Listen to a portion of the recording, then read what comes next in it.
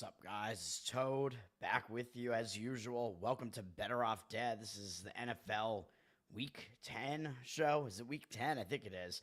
Thanks for all of you who have been hanging out in the chat for all these shows. Another really good college football week. I'm on a 10-1 college football run. Both of my plays today hit 2-0 today with both outright underdog wins with Rutgers and Virginia, giving me a 4-0 sweep of the college football week with 3 underdog outright moneyline wins as well. Just killing college football right now. And it's been my best sport for the last month or so. It's been just total destruction in college football. But I wish the other sports could get their act together. I got to get my act together in these other sports. The hockey play that I had today was close. Calgary, I think, actually outplayed Buffalo. Is that who they were playing in that game? But they were down 2-0 in the middle of the game. They still wound up tying it, sent it into overtime. They lost in a shootout.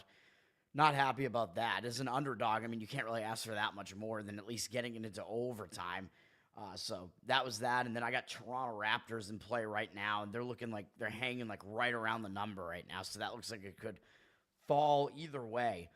Let's talk about NFL. Last NFL week, I think it was 2-1 for me, and I was not on a great run. There were a couple of really public NFL weeks where the public was just killing NFL, and like DraftKings actually took a loss, I think, over the month of October because the public was crushing the NFL to an unprecedented extent, even though usually when you get into those middle weeks, like around 7, 8, whatever, the public does actually tend to do a little bit better a lot of times in some of those weeks.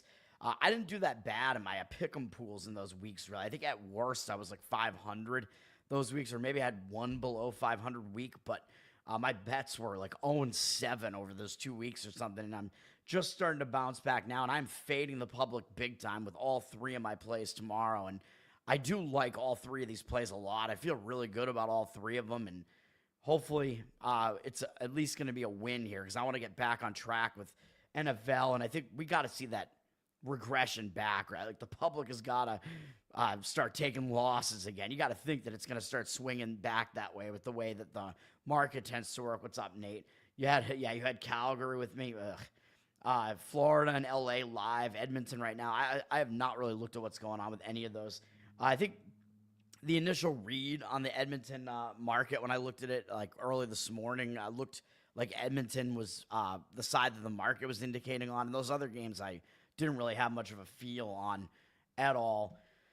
Let's get into NFL. I mean, I'm coming off, like I said, a 2-1 week where last week I had the Miami Dolphins covered and didn't win outright on Sunday. So I was 1-1 on Sunday with a slight loss in the NFL because the Giants didn't get there +4, and they were really close to the number. They missed by 1 point, and I think they missed two-point conversions in that game. So the Giants, in their 2 games against Washington this year, they have a missed extra point and 4 failed 2-point conversions. That's what you get with the Giants against Washington this year so far. They could have won both games against Washington potentially, but of course in the first game it was because they lost their kicker, but they were trying 2-point conversions. But really, how likely is it that you attempt 4 2-point conversions across 2 games and you don't get any of them?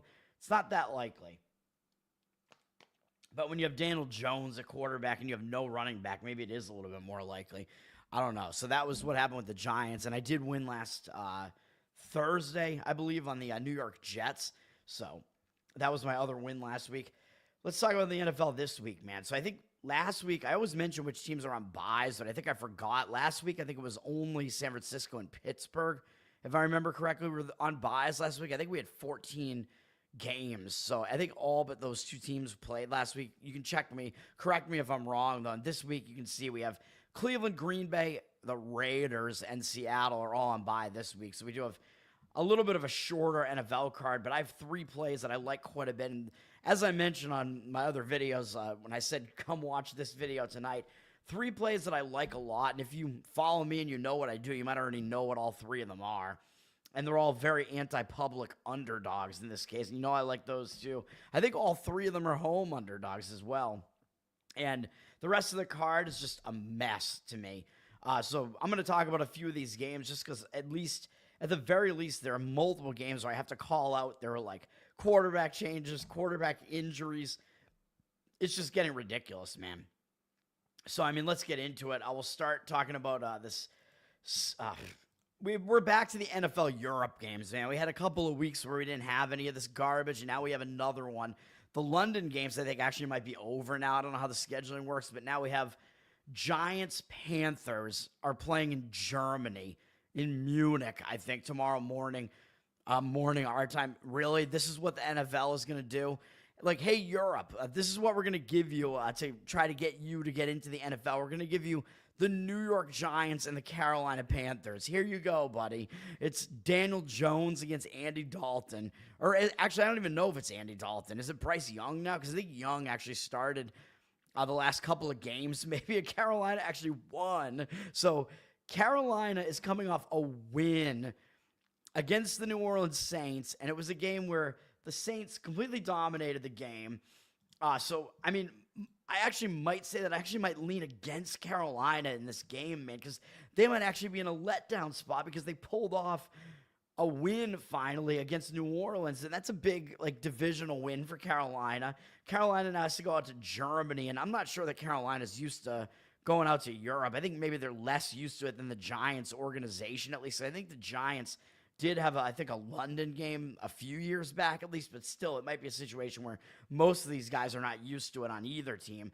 But I know when the Giants did go out there, they went out there early in the week when they did go out to Europe, so that might be like an organizational thing. So I would have to check to see if we could figure out when the Giants got over there, because the Giants, the last time they did a Europe trip, a London trip, like I said, they got out there earlier in the week so they could adjust to the time zone better, like by the time the game started, and they went out early and practiced out there. So the Giants may do that again because it might be an organizational thing, but you got to go check.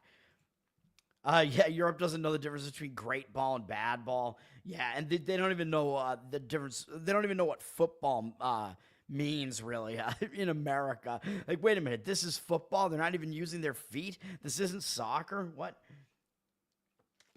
So Carolina's coming off this win over New Orleans. Like I said, it could be a letdown spot for Carolina, but on the other hand, it could also be maybe they'll actually like gain some momentum from it because they hadn't won a game since back against the Raiders back in week 3. I thought it was week 2, but it was week 3. But I don't know, man. I mean, this is just a bad Carolina team, so they may not be able to sustain any sort of momentum here. And they do have Kansas City up next. Well, they have a bye. After they come back from Germany, they get a bye, and then they get Kansas City. Probably not going to be looking ahead to that. I mean, when you're playing like a weird showcase game like this, you're probably going to show up. Although it isn't a primetime game, so I think teams are less likely to show up in these Europe games, even though they are isolated, than to show up in these primetime games. And they can't get all, thrown off, like I said, because it's being played at a weird time of day and whatever. Very strange. It's going to be at 9:30 a.m. Eastern biological clock-wise for both of these teams because they're both East Coast teams. But looking at this game that Carolina played, which I might mention this again when I talk about the Saints game. This was a game that really the Saints should not have lost this game. The Saints outgained Carolina 427 to 246. Carolina was -1 in turnovers. Saints 25 to 15 in first downs, and the Saints outpossessed Carolina 34 to 25, basically minute-wise. How did the Saints lose this game? It just doesn't make any sense to me, man. They dominated every aspect of this game. They won the turnover battle, and they still lost the game. And I think there's a statistic. It's not quite as crazy as that Jets loss to the Patriots as far as, like, some statistics and what the history was in the NFL, where the Jets had put up some stats in that game where NFL teams, when they had done that since 1940, had gone like 756-0. But with the Saints, in this game, I think the stat was they held their opponent to under 250 yards of offense. They didn't commit a turnover, and they scored over 20 points, I think is what it was, or something like that. You can go find the stat. It was something like that. Those teams that had done that in NFL history were 275-0, I think was the stat, and the Saints lost this game.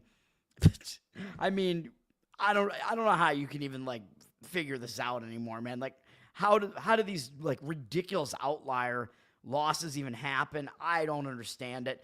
The Saints were winning most of this game, although they didn't have a huge lead, but they probably should have won the game. And yes, Bryce Young did play in this game, and he did not have a good game.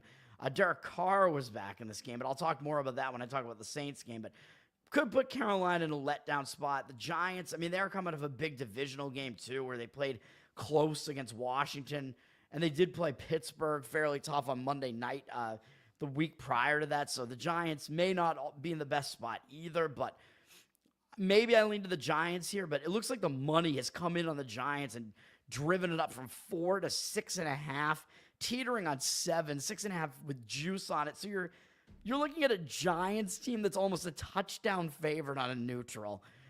I mean, I just don't even know what to say about that. Like, at the lesser number, it looked like the Giants may have been the right side, but at a touchdown, should the Giants be laying a touchdown against anybody with this offense? I mean, the Giants play decent defense, but their offense is pretty bad, although maybe Carolina is just so bad that the Giants may just be able to still get in there and cover this number. I don't know, but it looks like now 66% of tickets are on the Giants, 54% of the cash on the other side on the Panthers, although I did hear some professional bettors say that the Panthers were actually somewhat of a public underdog in this game. I don't see it with these percentages here, but the percentages might have shifted now that the Giants are almost a touchdown favorite. Maybe the money is starting to come in on the other side, whereas maybe it was coming in on the Giants side at first. Very, very tough to read this game, man. And the total's down from 42 to 40. Juice on the over there. 62% of the tickets, 51% of the cash on the over there. So it looks like it may be a low-scoring, ugly game, especially I don't see the Panthers really scoring that much in this game with this offense and not really being familiar with Europe trips necessarily, and with Bryce Young at the helm and up against a pretty decent Giants defense. I mean, the best unit on the field is the Giants defense in this game. So take from all of that what you will. I mean, the lean might slightly be to the Giants, but at 6.5, there's no way I'm going to be getting involved in this game. It's a Europe game, man. There's no way I'm getting involved in it, even though I know I played one Europe game with the Jets this year. There's usually like one Europe game that I get involved in, but Edmonton's rolling. Yeah, the Bruins are terrible, dude. I don't even know what the Bruins did today. Were they off today or did they play? I think didn't they won yesterday? I don't even know. I don't know what the Bruins are doing now. They may have played again today. They're terrible. The Bruins played Ottawa today. Yeah, Bruins are terrible, man. They probably lost a Swayman Allmark game today. I mentioned that on my show this morning, that it might be a little bit of a motivator for Ottawa. Edmonton's rolling. Edmonton was playing who are they playing? They're not playing they're playing the Hurricanes, are they? I don't even know. It was 3-2 against the Sens. Yeah, whatever. Pasternak, I don't know what is going on with that guy, man. I don't know what's going on with the Bruins, to be honest, but Bruins are like the kings of overtime losses. They have so many overtime losses. Oh, it's Edmonton against Vancouver. Yeah, that's right. I do remember that. All right. So let's talk about some of these other games, man. I'm going to talk about, of course, my 3 plays at the end. One of them is the Sunday night game, so you probably already know what my play is on that game. So I always talk about the 2 night games. I don't have a play in the Monday night game, which the Monday night game is a very difficult read. The Sunday night game I like quite a bit, and I'm going to talk about some of these other games, even though I don't really think many of these games are very interesting at all from like a handicapper standpoint, which is what I said. Like the ones that I think are actually interesting, I'm playing those 3, and then the other games are just like total clusters pretty much. But the games that I'm going to mention are because we have injured quarterbacks and stuff like that. So one of them is this Vikings-Jaguars game. So you see the Vikings have gone up from 4 to 7. 92% of the tickets are on the Vikings and 88% of the cash. So the Vikings they're extremely public in this game, and they're laying a huge number on the road. And the reason why this number has gone up from 4 to 7 is because Trevor Lawrence is injured. What else is new? I don't know if it's his collarbone again or something else, but Lawrence is out, and the Jaguars are bringing in Mac Jones. I believe it is going to be his Jags debut. How well could that possibly go, man? Mac Jones, I mean, he was just so good on the Patriots, right? We know he's going to do really well in this game, right? Yeah, good luck with that. I'm not going to be getting involved in this game. I mean, at this point, though, I don't think you're getting any value on the Vikings side up to 7 here. And at the very least, you can say it's an injured player theory spot now for the Jaguars. So to step up, they're going to, like, teams usually step up their game when their quarterback gets injured. So you may see that team step up their game a bit. You may see the Jaguars come and play like a little bit harder just to accommodate for Trevor Lawrence not being in there. But Mac Jones is bad enough that I don't want any part of it. But it is an injured player spot for the Jaguars. The market would indicate that the Jaguars would be the correct side here because the Vikings are just so public. And you wouldn't need the Jaguars to win. You just need them to come within that number. So, yeah, I mean, take from that what you will, I guess. But the Jaguars, they're coming off a game where they actually played pretty close against the Eagles.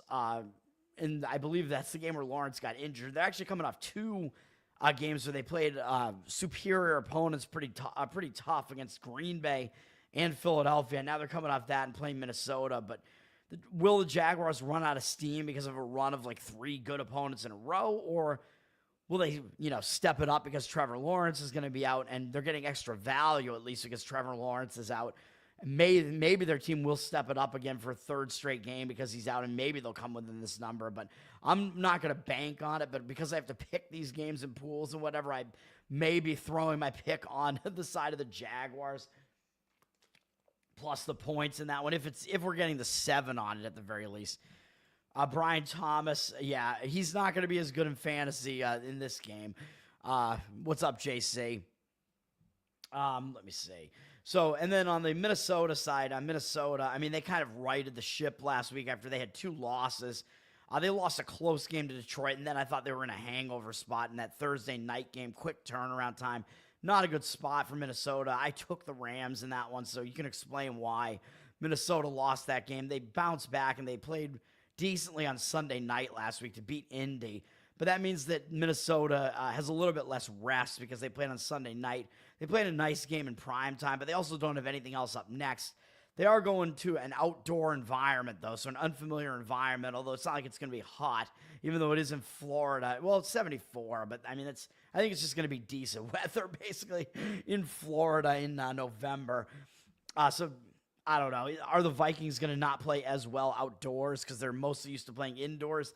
I mean, maybe. Like, when's the last time they played outdoors? I guess it was this Green Bay game was the last time they played outdoors. They don't play outdoors a lot, man.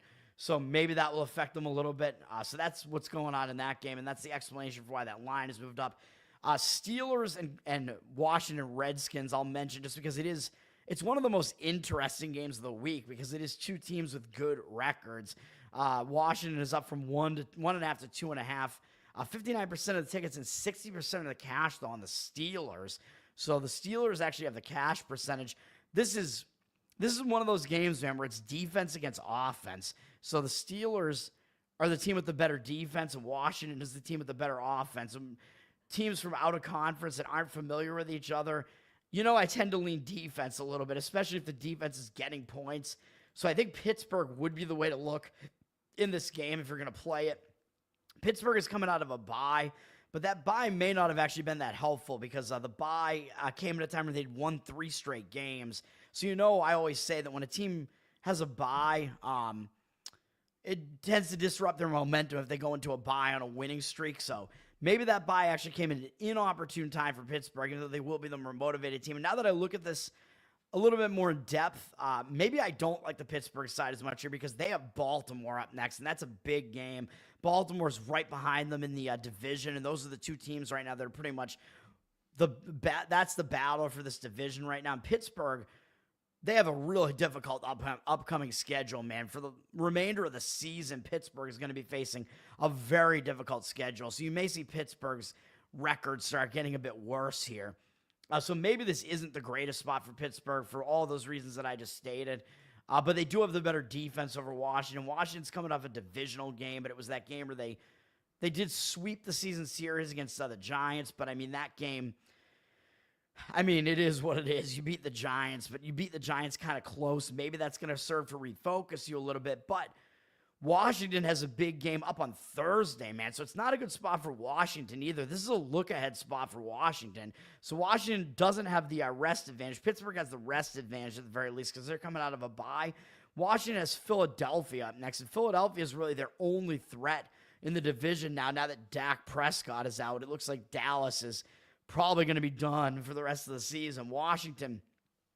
So that is a big look ahead, and it's in a few days, man, on Thursday. So it is possible Washington is looking ahead to that Philly game because this out-of-conference game isn't going to matter as much, although it matters a little bit less for the road team in these out-of-conference games. So that is a really difficult read, actually. The total's up from 44 to 45.5, juice to the under.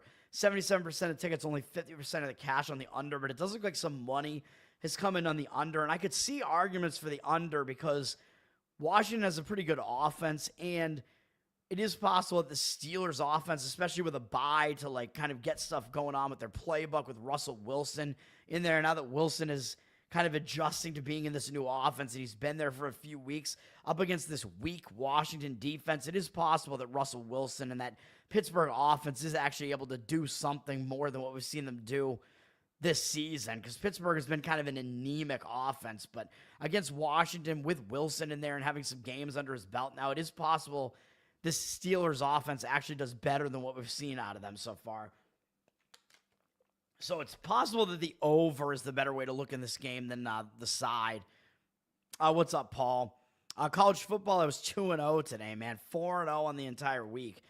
So college football went well. Because both moneyline underdogs won, that gives me a winning day, even if the Toronto Raptors lose. It'll be a 2-2 day if the Raptors don't cover, but it'll be a win anyway because of the two moneyline cashes. That's why I do it, man. The moneyline sprinkles, but it's going to be a nice winning day if the Raptors cover. So hopefully they do. I don't know what's going on in that game now, but it'll be a small winning day if the Raptors lose. Yeah, what's up, Charles? What's going on? Better late than never. Yeah, you're getting in here late, man. What's going on? But I haven't talked about any of my plays yet, so you're still on time as far as that's concerned. Don't sleep on the Red Rocket 2.0. Yeah, I'm going to talk about that game in a minute. It's not one of the games I have a play on, but the Dallas Cowboys with Cooper Rush. He's Andy Dalton 2.0, man, because Andy Dalton was on the Cowboys for a little bit too, so it's Red Rocket. Both of them are the Red Rockets, and they were both on Dallas at various points. What else am I going to talk about? I mean, Broncos-Chiefs may be worth talking about because it's a little bit interesting. It's a divisional matchup. Chiefs are down from 8.5 with juice to 7.5. They're public with 76% of tickets, but 81% of the cash on the Chiefs. And I actually heard, again, like, it's kind of a discrepancy between what we see on this pregame market screen here. The professional bettors that I was listening to are actually saying the Broncos are actually a somewhat public underdog in this game too. So we do at least see that the Chiefs have a higher cash percentage than ticket percentage. So a lot of times when they say such and such a team is a public underdog, I won't see it reflected here. But what I will see, or how I will see it reflected here, is that the favorite will still have more of the ticket percentage on them, but it will have more of the cash percentage than the ticket percentage.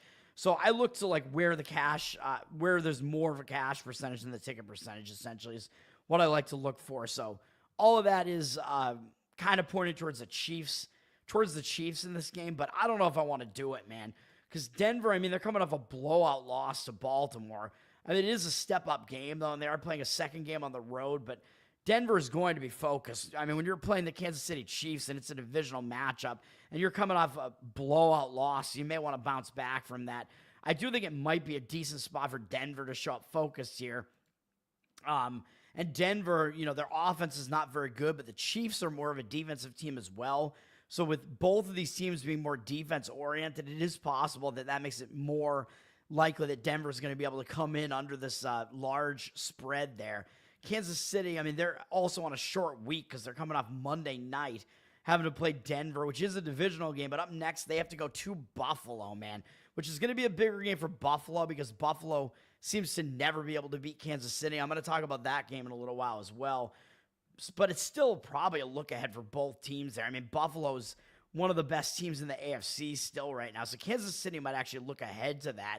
So this almost starts looking a little bit sandwichy for Kansas City here. So I actually lean to Denver taking the points in this one, kind of against what the market read is right now. Kansas City, they do not win that many games by margin, dude, even though I know they have DeAndre Hopkins now, and I think Kareem Hunt is in there now. So Kansas City's offense is kind of becoming a little bit more potent than it was earlier, but they're still a defense-first team. And out of all their wins, I think they've only won by 8 or more in like 2 games. This New Orleans game in San Francisco, I don't think they did it in any other game this entire season. So even though they're 8-0, they have not been winning by margin. They've won only those 2 games by 8 or more, or by more than a touchdown. So Kansas City is not necessarily built to cover these large numbers. So I might actually slightly lean to the Denver side in that one, taking the points. Yeah, the Chiefs are allergic to covering. Skip it. You know I'm skipping that one. Cooper Rush is 5-0 as a starter, and his only loss, I didn't know that, his only loss is to Philly, the team that he's playing this week, right? Yeah, the Red Rockets. I've had a lot of dogs, so I know a lot about the Red Rockets. And then I'm going to talk about Titans-Chargers only very briefly because the Titans, it appears, are bringing back Will Levis. Why?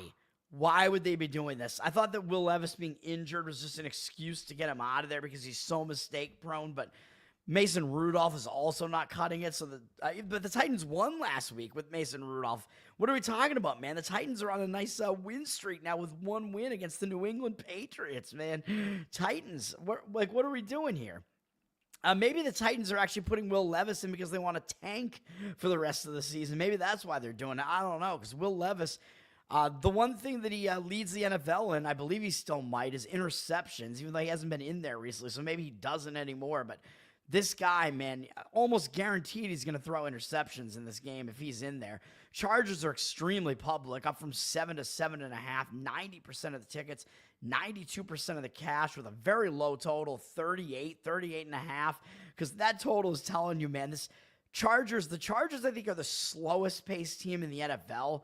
The Chargers play ridiculously slow. Like, if you watch them play, this is a Jim Harbaugh thing, I think. They run the play clock all the way down on every drive. They let the play clock go all the way down. They're trying to chew clock every time they have the ball, man. That's what they're doing. They want possession as much as possible.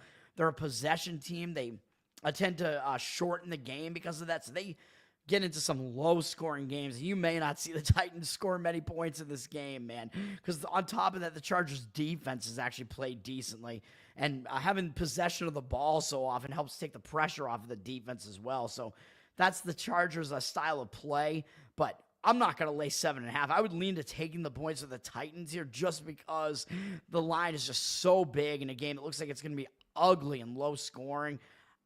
Yeah, I mean, as far as the situation, there's not much as far as the situation is concerned, but I would probably take the points with the Titans if I was forced to in this game. Chargers, I mean, they do have a game up against Joe Burrow next, and they're coming off beating Cleveland, but I mean, it's Cleveland. I don't think we care about that, but maybe Cincinnati is a little bit of a look ahead, and that is at the very least a primetime game.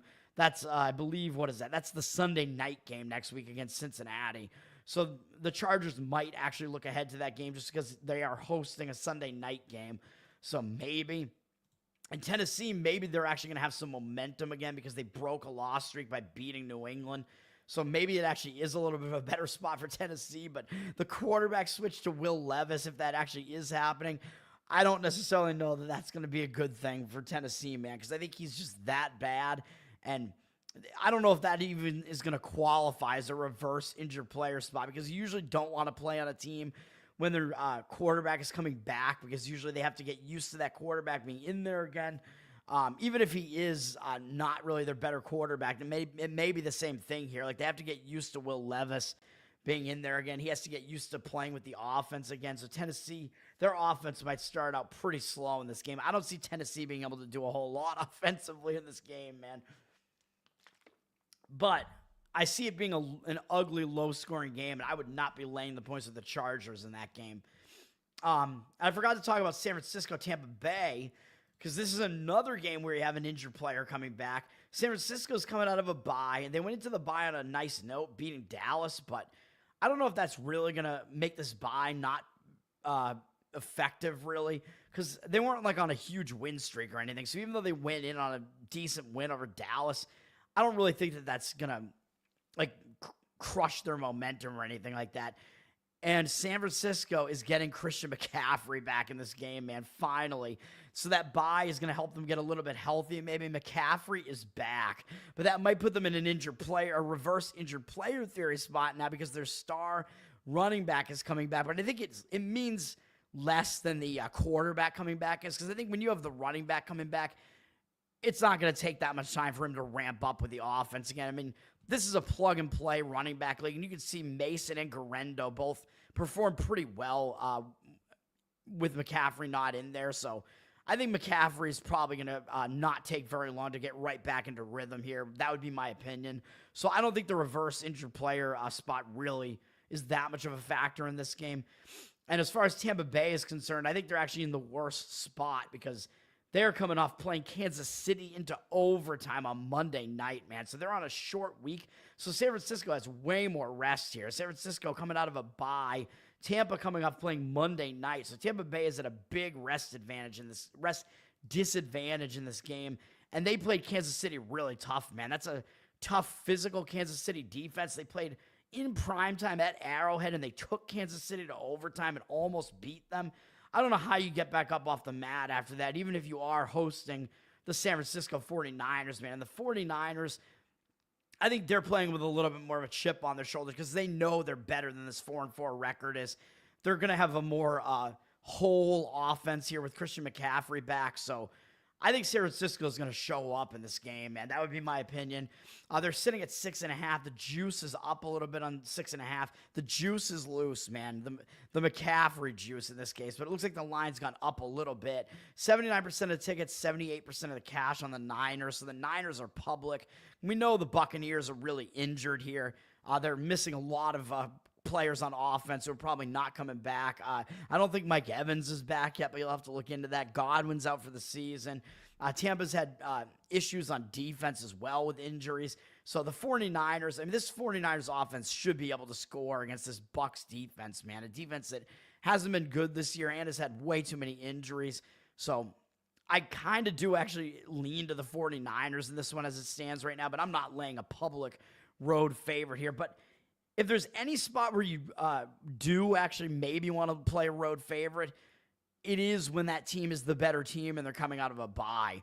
When a better team comes out of a bye, they actually have a decent record laying points as a road favorite. But usually it's a situation where they're laying like 1 or 2 points on the road. Like 6.5 is a bit much. But I think maybe it's justified in this case. The 49ers are the significantly better team, but maybe it's a little bit too high. And I'm sure it's been adjusted up a little bit. Maybe like a couple points because McCaffrey's back. So that's another game. It's a difficult read. And then Eagles-Cowboys is a big game.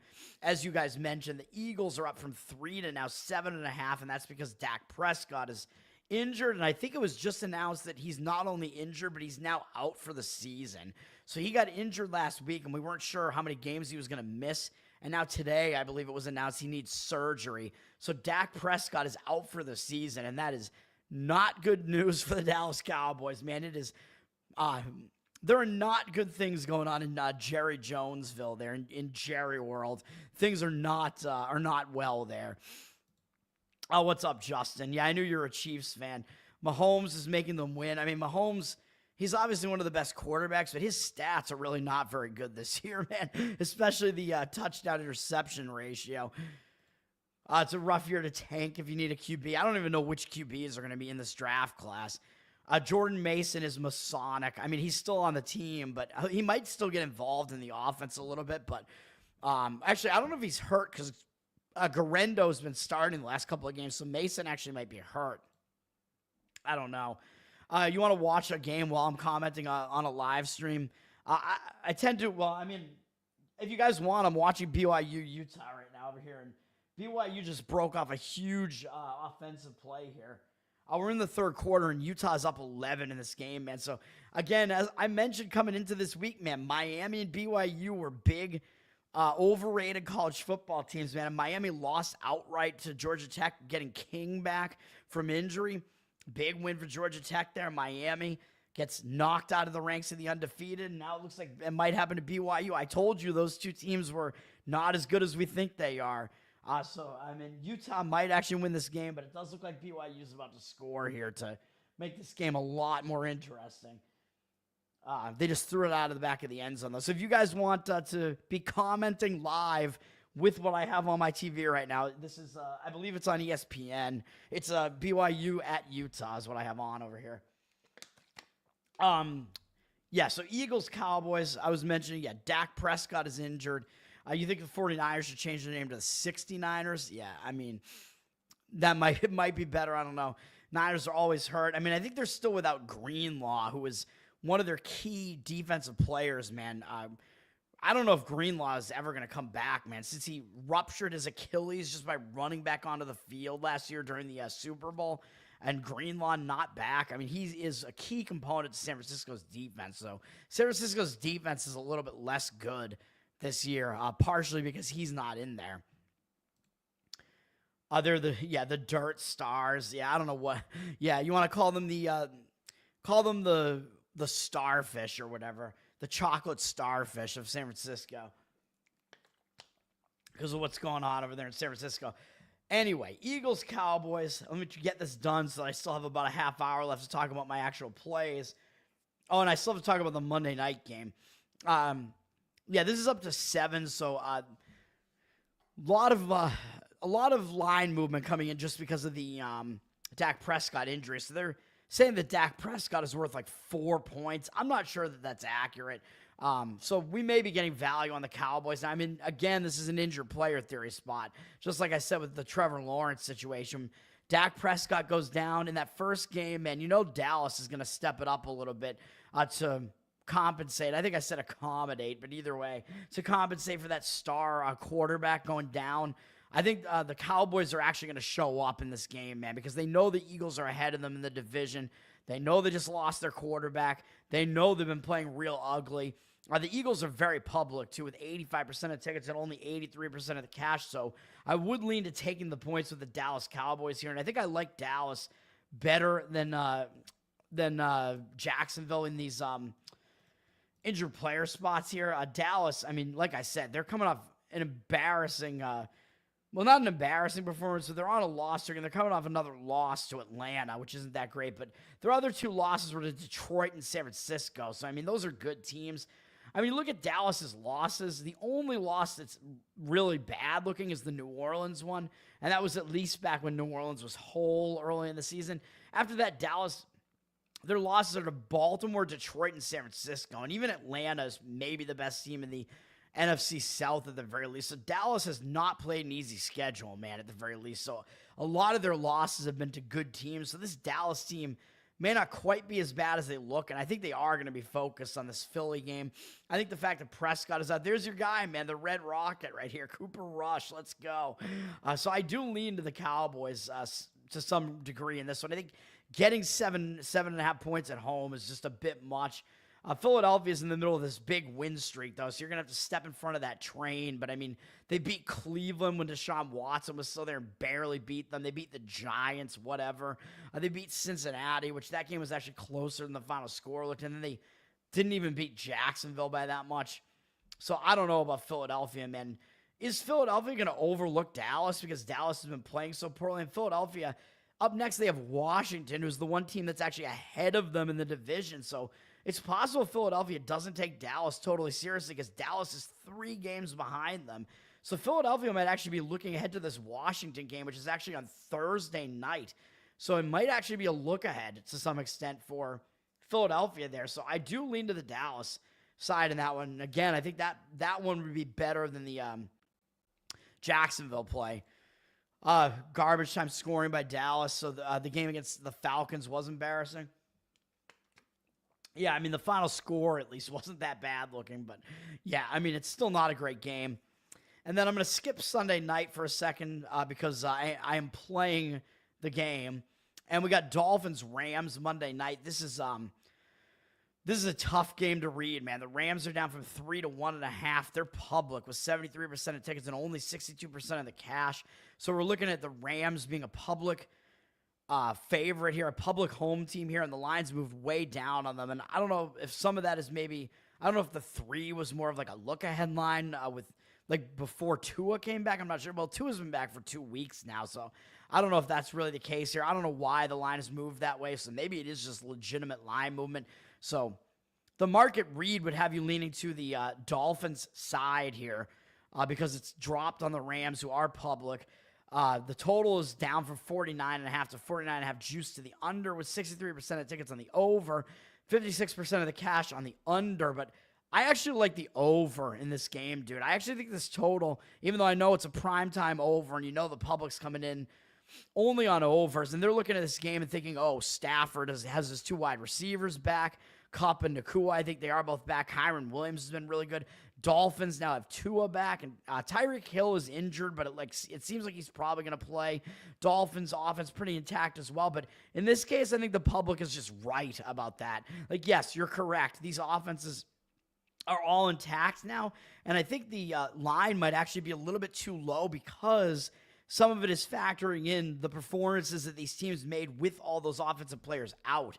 So you can't really look at these teams, the fact that these teams had some bad offensive performances with a lot of those offensive players out. So I think that the line may not actually be high enough because maybe it is taking into account those other performances. But now both these offenses are close to being like in full force again in this game, man. And the Rams still actually have a really bad defense, especially their pass defense. This Rams defense is not good. So the Dolphins should be able to put up a lot of points in this game against this Rams defense. So that's good if you like the over, and it's good if you like the Dolphins side in this one.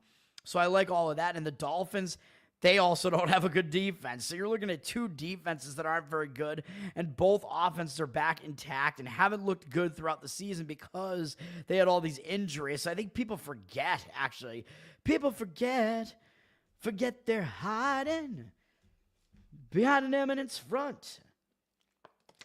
Or an offensive front in this case. So I don't know how good these offensive lines are, but they're probably still pretty good. So I think, yeah, these offenses actually I think are getting shortchanged. So my preferred way to play this game is actually to the over in this game. But I do maybe lean to Miami as well. But Miami, I mean, one thing that makes it a tough spot is Miami just played Buffalo really tough. So that's a big game, a step-up game for Miami, and that was a tied game in the final minutes of the game. So that was a big game. I think it might have gone into overtime, actually. Oh, no, it didn't. Buffalo scored a field goal right at the end. So that was a game I won on Miami plus the points. Miami covered. And now Miami has a second straight road game. They're having to go out to the Pacific Coast to play a late game. So it's not the best spot for Miami. Even though I think Miami's offense being intact is a good thing. And Miami is going to need to win some games, man, because otherwise they're going to be dead. But they're coming off a tough game against Buffalo, like I said. For their biological clocks, an East Coast team playing out on the Pacific Coast is never that great a spot, really, because the game winds up going really late. As far as your biological clock is used to, it's like 11 p.m., past 11 p.m. at night when you finish the game. So it's not the greatest spot for Miami, but it's not a great spot for L.A. either, even though they are staying in the Pacific time zone. They just came off a couple of big wins, man. They won in this Thursday night game against Minnesota, big win. Then they went up to Seattle, and they won this divisional game against Seattle, and that helped them actually get ahead of Seattle. So L.A. is sitting, they're in a cluster right now in the NFC, man, and the Arizona Cardinals are actually leading the division right now, and all of these teams are within a half game of each other, or within 1 game of each other in this mass cluster in the NFC West. It's crazy. So the Rams also have reason to show up for those reasons. So tough read on the side. I like the over in that one more than the side, though. Like I said, but the side would come down to just the market read. Looks like it's indicating on the side of Miami. Let's get to my actual plays, and these are all, I think these are the 3 I think they're easily the strongest sides of the week. They're all an anti-public home underdogs. Let's get it done, man. The first one up is the Indianapolis Colts +4. I'm grabbing the points with the Colts. I think this is a spot that's not good for the Bills. Bills are very public, 81% of the tickets and only 77% of the cash. The line looks like it's just kind of sitting around 4. The total's gone down from 47.5 to 46.5. juice to the over with 68% of the tickets on the over and 68% of the cash on the under. So it looks like there is some sentiment towards the under here, driving this line down a little bit. So if it's a low-scoring game, that's also good for taking the points with the Colts, man. So I like the Colts. The Colts have reason to keep showing up in these games, man, because the Colts are not out of it yet. That's why they brought back Joe Flacco. Because Anthony Richardson was really struggling. He wasn't getting it done. And the Colts are looking at these records and thinking, we could still get a playoff spot here, man. They were at 500 until last week. They were a game above 500 before that. So the Colts are still fighting. They need to win some games here, man. I think they're going to show up focused for a game with Buffalo coming into their house. They haven't played a home game for a while now. So I don't mind that either. And Indy's been better at home this season. I mean, they've only played 4 home games, I guess, and they're 3-1 at home. So that's pretty good. Although they won every game pretty close. But they're coming back from 2 straight road games. That's true. They're on a little bit of a short rest because they played Sunday night against Minnesota, but they didn't play well in this game, man. So I don't think it's going to be like a hangover spot or anything like that. I mean, that was an out-of-conference road game, even though, yes, it was a primetime game. They were also kind of not in the greatest spot because they were coming off a tough game against Houston where they were trying to get that done, and Houston's season swept them. But now they're back at home, and they're facing a Buffalo team, which I'll explain in a minute, is I think in a bad spot. Indianapolis needs to get back to 500, so I think you're going to get an effort out of Indy here, and they're getting points. And whenever you think you're going to get an effort out of a team and they're an underdog, that tends to be the way to look, because if you're going to get a full effort out of a team, it's getting points. They're playing right until the final gun, and they don't even need to win the game. That's usually a good spot. So I actually think it is a decent bounce-back spot for the Colts here. And not only that, but this Minnesota game was the first game where they had brought Joe Flacco back. So Joe Flacco was playing in a couple of these games in the middle of the season, and then they put Anthony Richardson back in. And I think he was not, I mean, I know he wasn't very good. I think he came back in this Miami game maybe. And now he wasn't getting it done. He played these 2 games, and then Joe Flacco came back last week, and maybe Flacco was a little bit rusty coming into that game. But now you have a quarterback who's got a game under his belt against as he came back, and that's a better spot for that quarterback, man. His second game back, that quarterback has that game under his belt now. He's back in rhythm again, and the quarterback tends to do a little bit better in that second game. So I like that too. So I think Flacco's going to put in a better performance this time than he did last time. So I like all that for the Colts. I think they're in a decent spot to show up here. Buffalo, on the other hand, I think they might not focus on this Indy game because look at what it's surrounded by. I think this is a sandwich spot for Buffalo. Buffalo just effectively clinched the AFC East with this win over Miami. They season swept Miami. It wound up being kind of a tough game. I mean, it's always kind of a battle between Buffalo and Miami. I mean, I know it's Miami. Miami hasn't looked good this season, but that was Miami with Tua back, man. So that was kind of a full-force Miami team. And Miami played a close game against Buffalo, and Buffalo was able to get out of there with a win. That's a big win for Buffalo, man, because it's against a division rival. It was a close game. Tua was back, and that gave Buffalo a massive lead in the division. They have a 4-game lead over the Jets, who are in second place. Buffalo's not losing this division, man. So you want to talk about a team that might be a little bit plump and gay? Buffalo maybe coming into this game. Now they have to go on the road to face Indianapolis. Are they really going to be focused on a below 500 Indy team that hasn't looked very good? And it looks like Keon Coleman is out, by the way. I don't think it's going to matter that much, but he's the Bills' rookie wide receiver who is pretty talented. So the Bills are going to be missing an offensive weapon in this game at the very least. They do have Amari Cooper there now, but Josh Allen is going to be kind of depleted as far as his targets are concerned. And this is a sandwich spot because who does Buffalo have up next? This is a major look-ahead spot, man. They have Kansas City up next, and that is playoff revenge because that is Kansas City. Kansas City eliminated Buffalo from the playoffs last year. Kansas City, I believe, has eliminated Buffalo 2 of the last 3 years from the playoffs. That is a huge game for Buffalo, man. Kansas City is the team that Buffalo can't really beat, and Buffalo just can't get over the hump against them, even though I think Buffalo's beaten them in the regular season a couple of times, but it's still playoff revenge. Buffalo's going to want that game, man. So that is a big game. So this is a sandwich spot. I think Buffalo could not be totally focused for this game against Indy, and they do have San Francisco up after Kansas City as well coming into their place, so a couple of much bigger games up next on the slate for Buffalo. So I think it's a sandwich spot.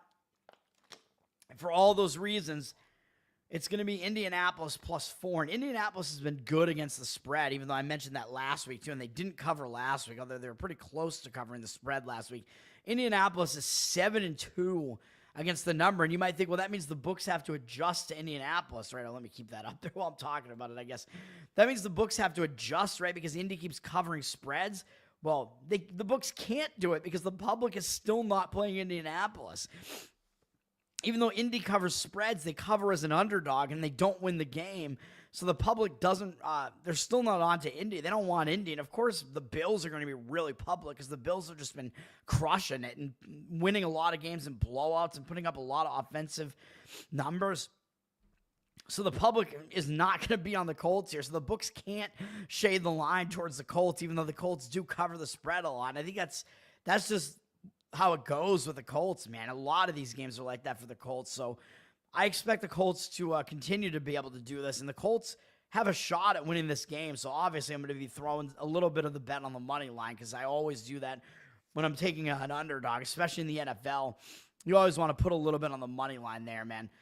Sprinkle like 3 to 10% of the bet on the money line, especially when it's lined as what's supposed to be a competitive game like this. So give me the Colts. The Bills own Miami. Yeah, the Bills have won a lot of games against Miami recently. But Miami did actually dominate them yardage-wise in the first game there that they played this season. So even though the Bills dominated on the scoreboard, yeah, Richardson was tired, but he's got to be able to get used to it, man. I don't know what BYU did. BYU just score or didn't they? I don't know. Yeah, this is the Mormon Classic. Yeah, I'm not sure what's going on in this game because I have not.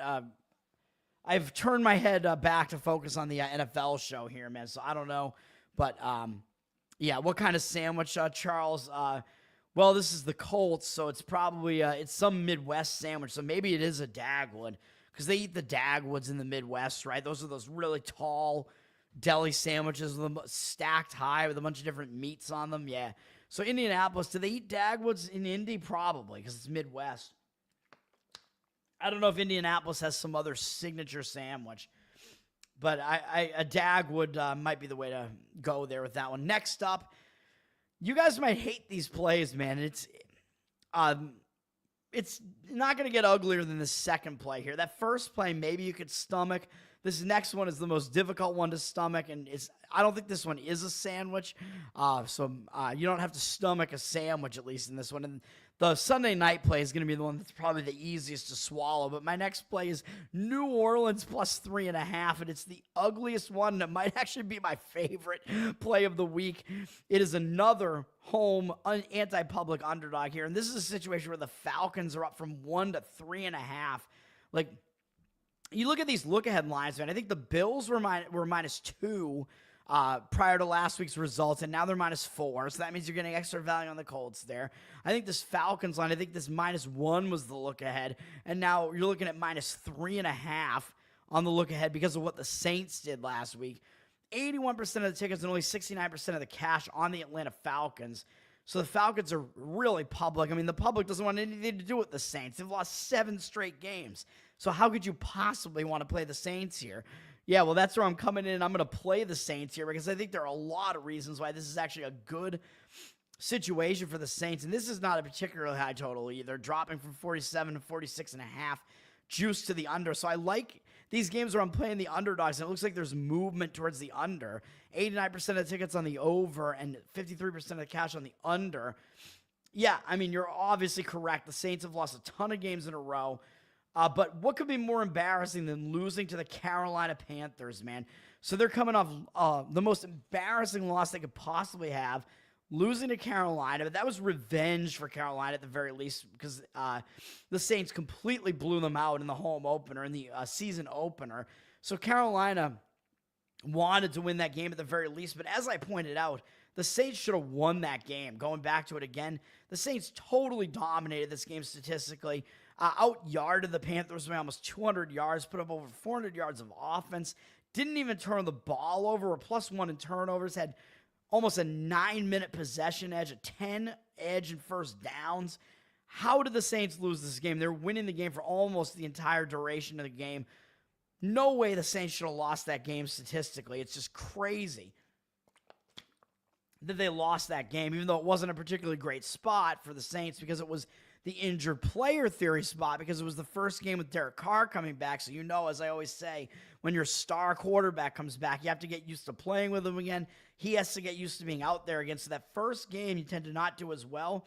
Well, that's good for us this week because you have a Saints team that was better than they looked last week. They are going to be coming into this game really angry and embarrassed, I think, because you lose to the Panthers, you're going to be pissed. Like, if anything is going to focus the Saints in what looks like a completely lost season, it's going to be twofold. It's going to be a situation where they're coming off a ridiculously embarrassing loss, which they are, and it's a spot where they're playing a division rival, which they are. It's the Atlanta Falcons, so a game that they're going to show up for. Like, if you're a team that's a dead team for the season, two types of games are going to show up for. One is against a division rival, and the other is going to be in a primetime game.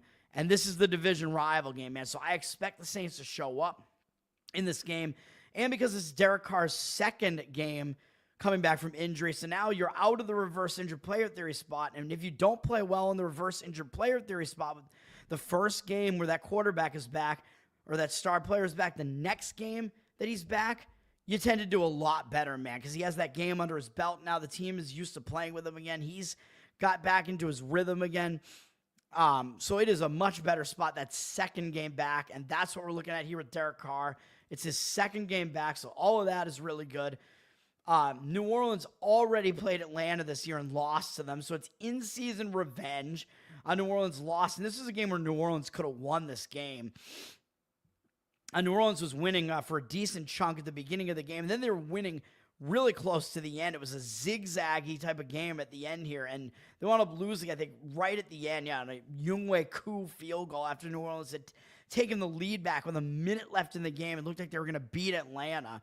So now, New Orleans, this is in-season revenge, so it's not only a game against the team that's probably the best team in the division, Atlanta, but New Orleans already lost to them once in a game that they kind of could have won the game, so New Orleans is going to be extra focused for those reasons, too, I think. And New Orleans actually outgained Atlanta in the game. They out-first down them by 11 first downs. They outpossessed them by 11 minutes. They outgained them by 51 yards, and they were -1 in turnovers. So New Orleans actually outplayed Atlanta in this game. So not a lot of people realize that. The fact that some of these games, New Orleans maybe could have won some of these games here. So all of that leads me to believe that New Orleans, I mean, it's not a matchup problem or anything like that. They can play against this Atlanta team. And I think they're going to be looking for that revenge here, man. So I like all that for New Orleans. And then what's the other thing about the New Orleans situation? It's also a fired coach spot for New Orleans. So this is in-season revenge. It's a big bounce back spot off of the most embarrassing loss they could possibly have. And it's the game after the reverse injured player theory spot. So it's three major angles that you look for, all pointing towards New Orleans in this game. Yeah, man. I mean, obviously, as I'm saying, I want New Orleans in this one, man. This is the first game that I looked at and said, I want this game. And it was because they fired their coach, Dennis Allen. So adding to all that, as I was about to say, when NFL teams are doing horribly and they fire their coach, that tends to spark the team as well. So it could be one of two things or both. Maybe the team didn't like the coach. So if they don't like the coach and he's gone, they might play more intensely for the guy that comes in as the backup coach, or the interim coach, I should say, because they have an interim coach. They elevated one of their coaching staff to the interim coach now. So if the Saints players like that guy more than they liked Allen, they're going to want to show up and play for him. But in addition to that, even if that's not going to be the case, the players want to prove that the reason that the team was playing badly was not them.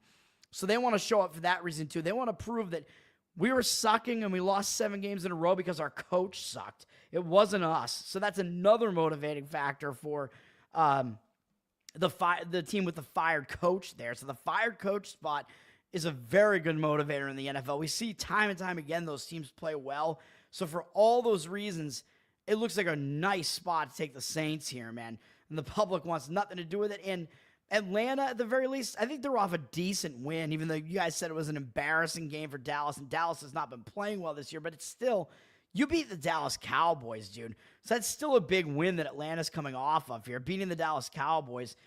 They might be feeling a little bit good about themselves, and they beat division foe Tampa, who's the only threat to them in the division, basically, the week before that. So Atlanta's coming off 2 big wins, and they're going and facing this New Orleans team that hasn't won a game since week 2, and it's a team that Atlanta already beat, even though I know they know that game was close. But still, I don't know that Atlanta's going to throw their full focus at this game, man.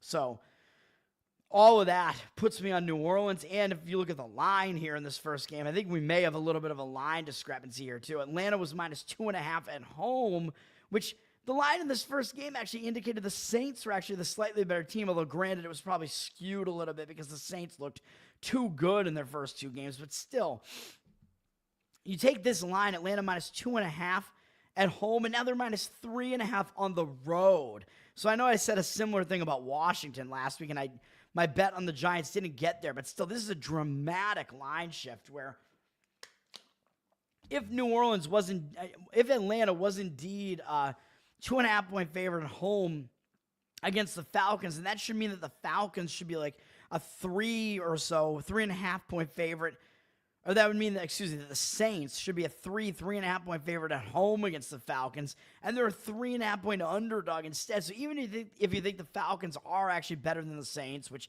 I think they are, sure. I mean, the odds makers are telling you they are, but I think it's gone too far, as I'm explaining here. Even if you think that line was a little bit too short on the Falcons in that first game, okay, sure. Well, what should the Falcons have been? Maybe 4.5? So this line should still be like Saints -1.5 or something in that ballpark, and it's way off from that with 3.5 on the other side of the Falcons, and there aren't really any injuries here that should move the line to that extent. I mean, Derek Carr is back. I do know the Saints are without multiple wide receivers, though, so they are without a couple of wide receivers, and they are without some key offensive linemen, so that's true. So, yeah, the Saints do have some offensive injuries. That's true, but I don't think that it should skew the line to this extent, at least with Derek Carr being back. That's a key component, at least, with their quarterback back. But I know Olave, I think, is out. I think he might be hurt for the season now.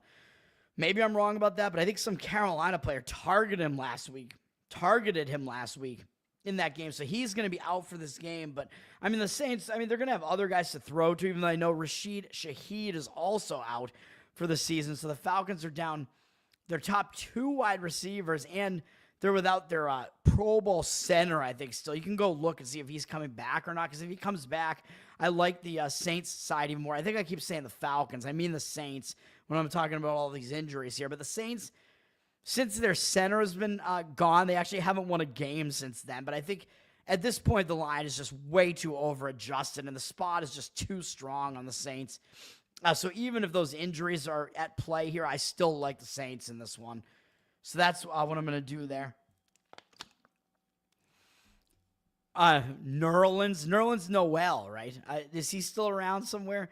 He was one of those guys who was a big, like, physical basketball player, and he just didn't make it in the NFL after he played at Kentucky, I think, in college. New Orleans. New Orleans is going to win because they're at home and they got the voodoo working for them. Yeah, that is correct.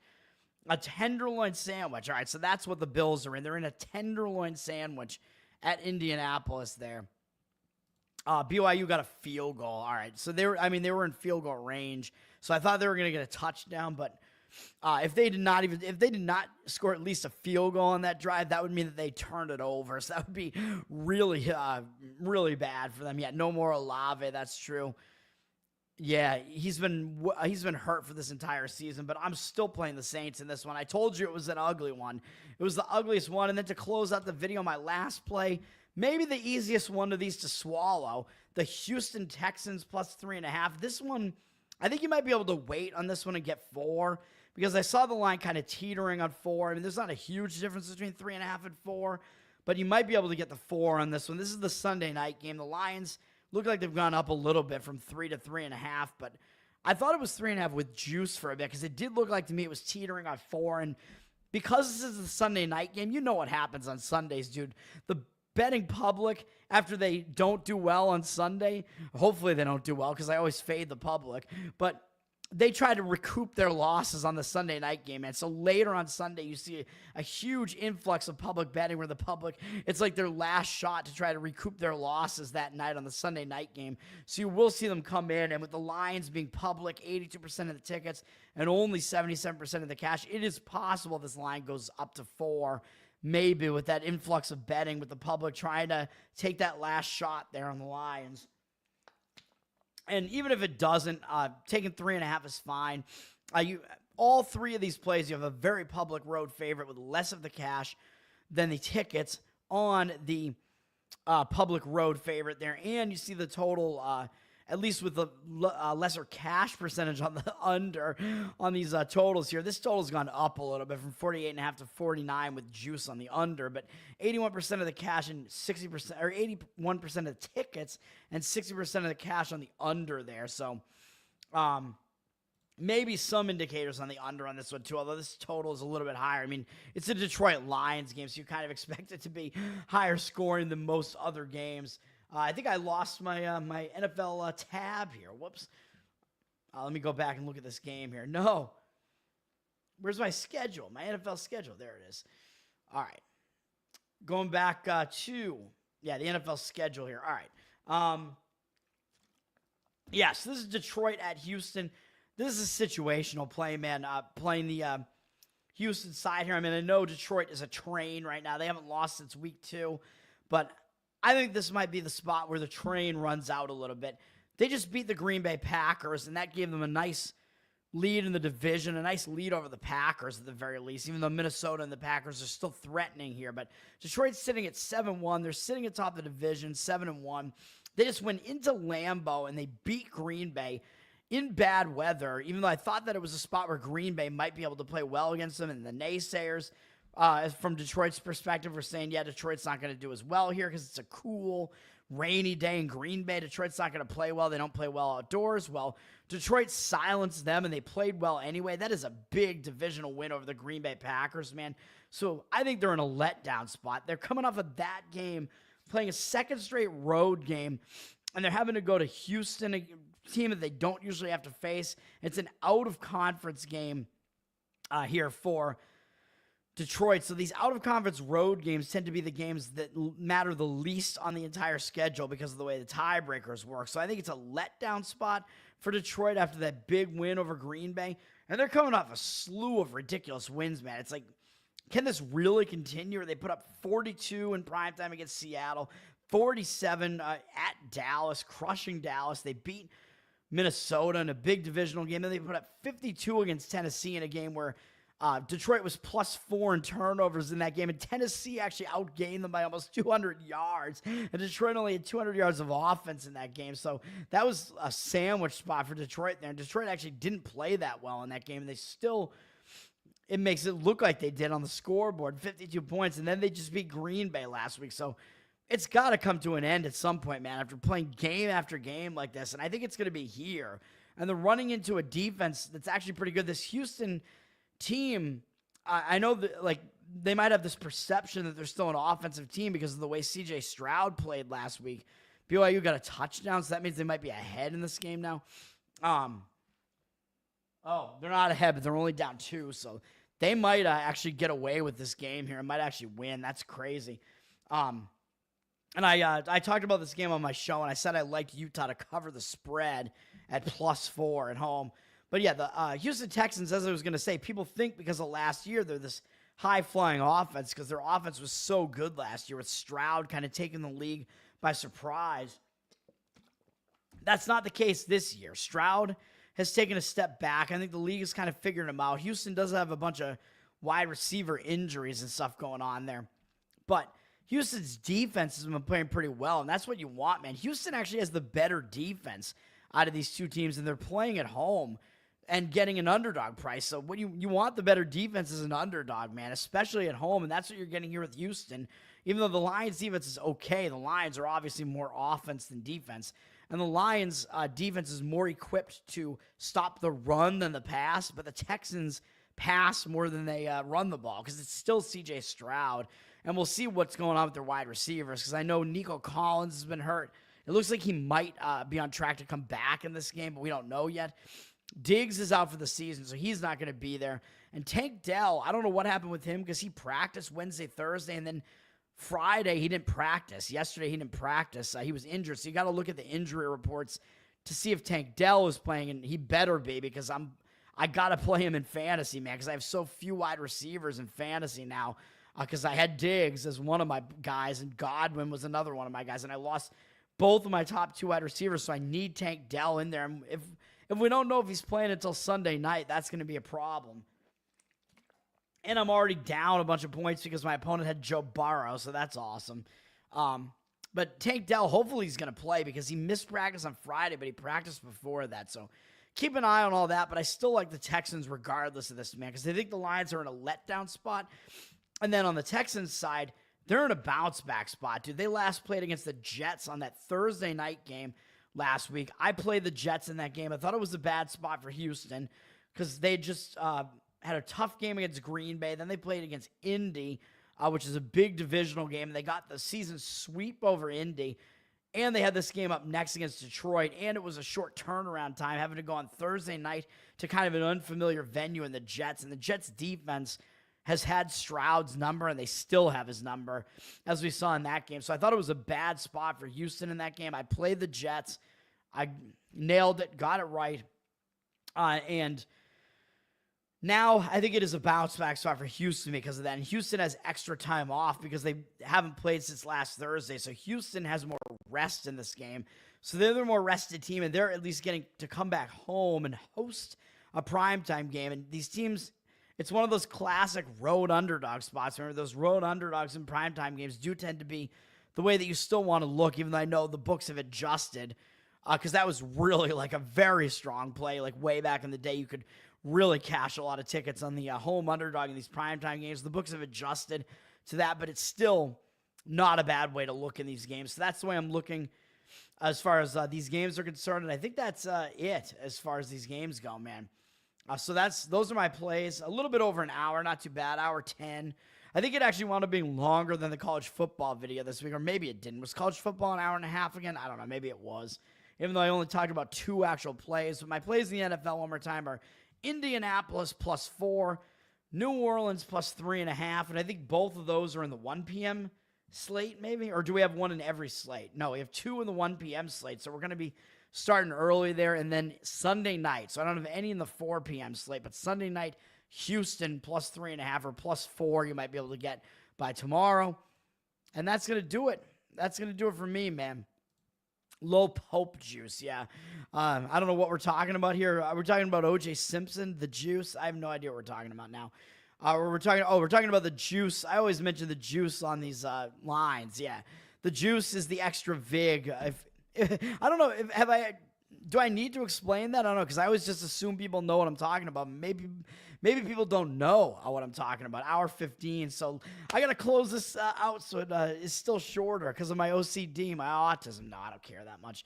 But yeah, the juice, which I'll just mention real quick, is the if you haven't figured it out by now, it's the extra vig that the odds makers put on, like either a spread play or a total play, where the typical vig is -110, so you have to lay 11 to win 10, and that's how the books make money, because that means if they just split the cash evenly on both sides, that they'll still win money because you have to pay 11 to win 10.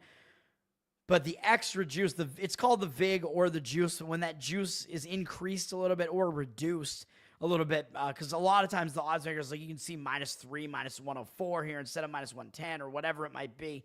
The odds makers might shift the juice instead of actually shifting the number, especially around a key number like 3 or 7. They tend to not want to go from 3 to 3.5 or 7 to 7.5 or whatever. So they change the juice on it instead, so it won't be 110 anymore. And you might have to pay like 120 on one side of it, or maybe you'll be able to pay like less than -110 on one side of it or whatever. So if that makes sense, yeah, it is mob shit. All right, man. Yeah. Thanks all you guys for hanging out. I'm Tower Gang Toad, of course. You can follow the Tower Gang podcast, and you should, obviously. Follow the Tower Gang podcast. Go subscribe to the Patreon, patreon.com/Tower Gang. You get live pre-show, post-show. Hang out with us in a Telegram, all that bonus content, baby. It's the most offensive podcast on the planet. You know what it is at this point. And go follow flapper.net, FLAPPR.net, the purveyors of the world's finest smut blog. They talk about women and they talk about politics and sports, and they do talk about NFL. They put out NFL weekly recaps every week, and I am running their Milkers of the Year betting odds this year, where they're going to award the best milkers to some famous woman who had the best tits of the year, basically, or did something famous while having those best tits. That's going to do it. Thanks, guys, for hanging out. Peace out, and I'll be back in the morning yet again, as usual. Peace.